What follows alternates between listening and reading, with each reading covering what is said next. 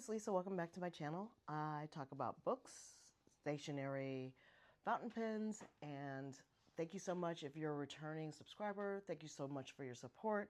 If you're new to my channel, welcome. Welcome to the tribe.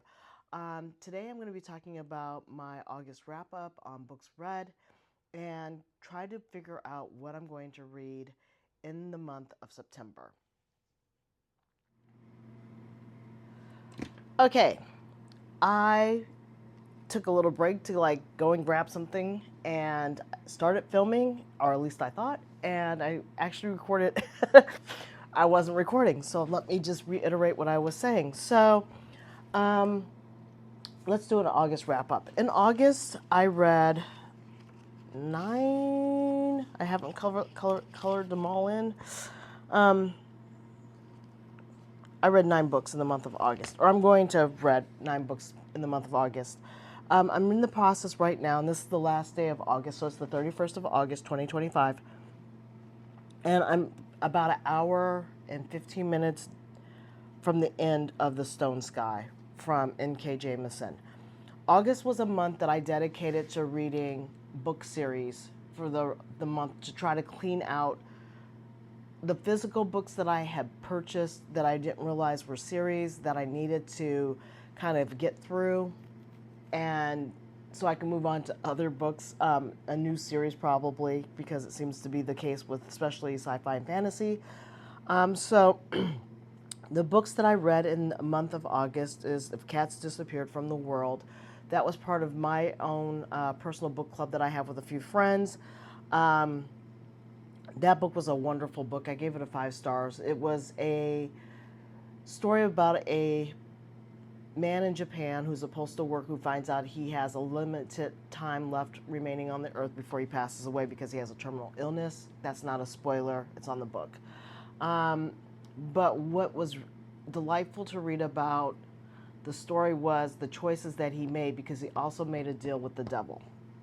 And so, great read. I'm not going to give you any more spoilers. I talked about this in previous videos.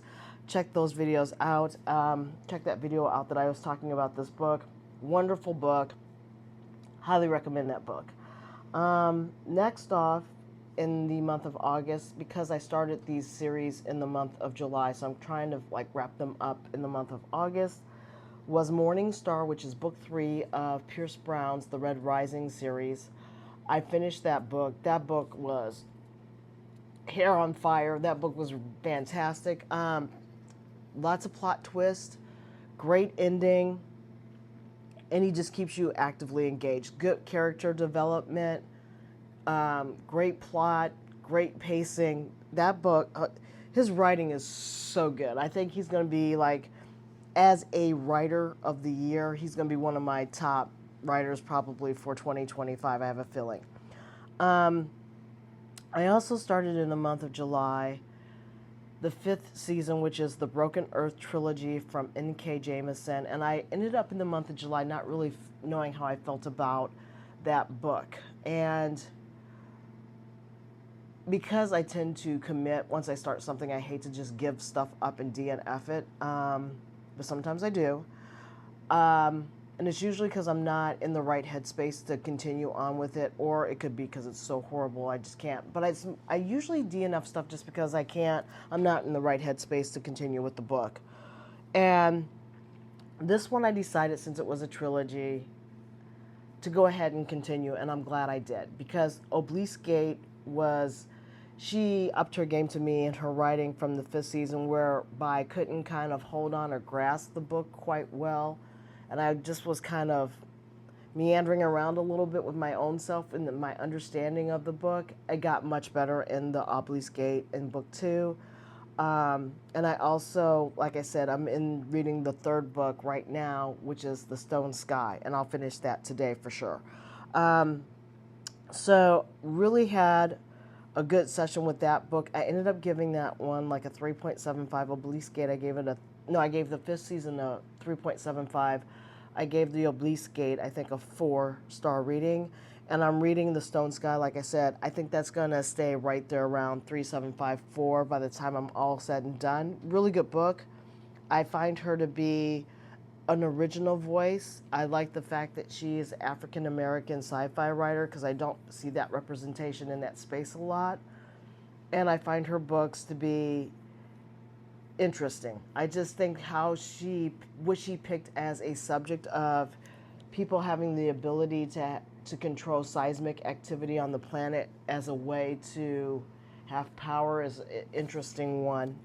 And kind of relevant in the sense of kind of things that are happening right now on our own planet. Not people having the ability to do it, but just seismic activity. So there's that one. While I was reading the fifth season in the month of July, I also picked up My Brilliant Friend from Elena Ferrante. Well, that's a quartet of books. So I was able to get through the last 3 books of that quartet series. So I read The Story of a New Name, Those Who Leave and Those Who Stay, and The Story of the Lost Child. Those were the 3 books that I read through Elena Ferrante. I have very mixed emotions about the quartet of these books, and I would love to hear anybody's perspective in the comments below. And I don't want to spoil it for anybody, but I didn't like any of the characters at the end. This is like one book where I found all the characters slightly repulsive, including the main POV told through Elena's eyes. I started liking her or felt a little bit sympathetic for her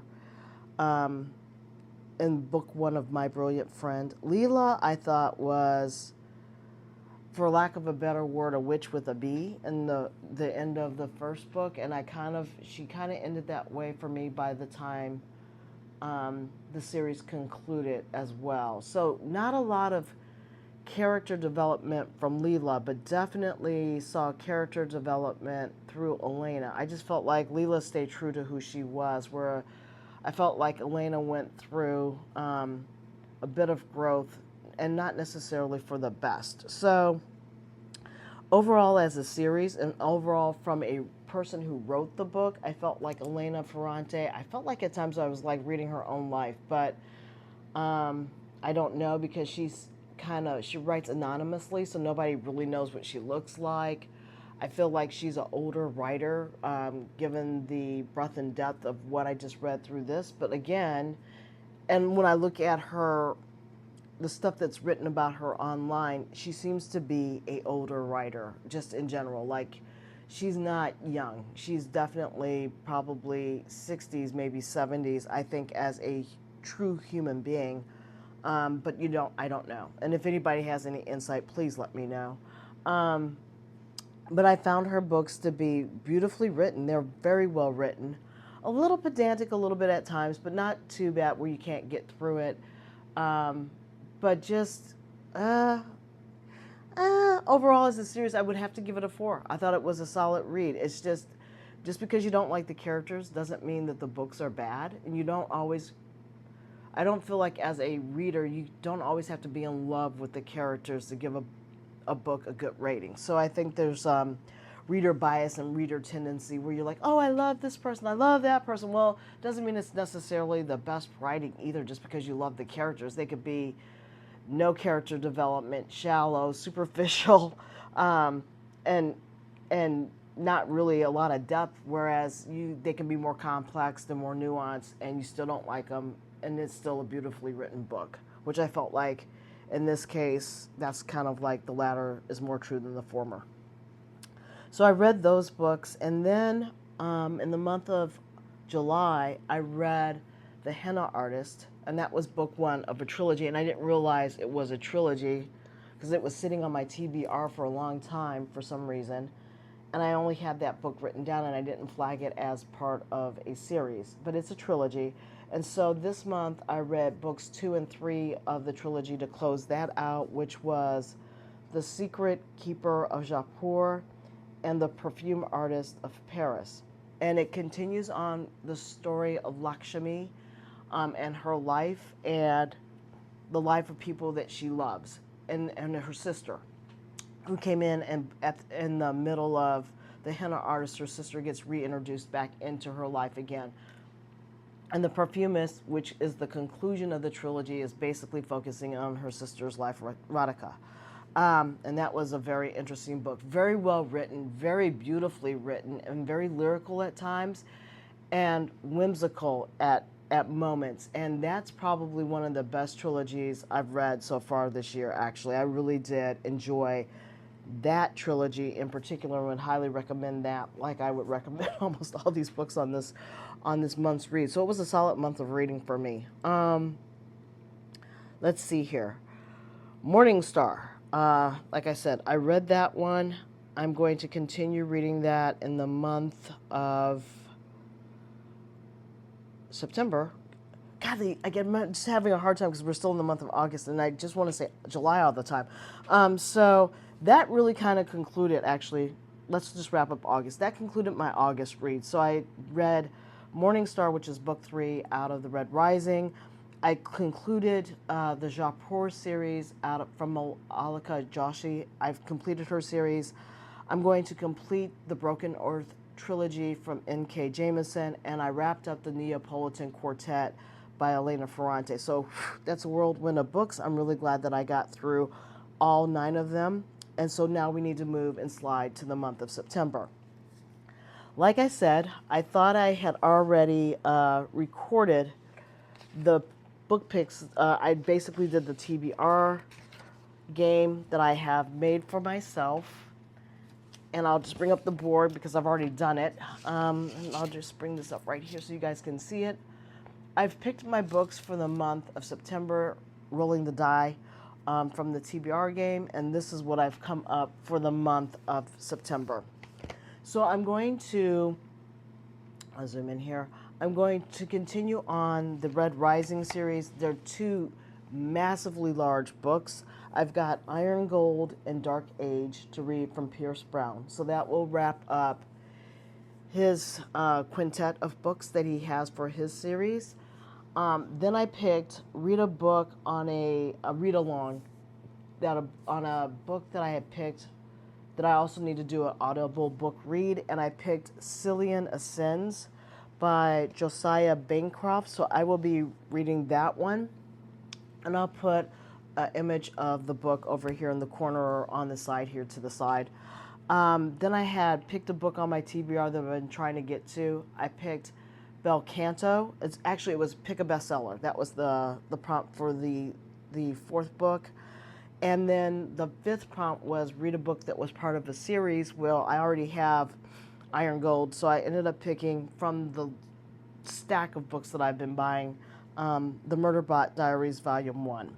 And that concluded my September TBR reads. And so, and I also did I forgot to write down, I think I picked 6 books.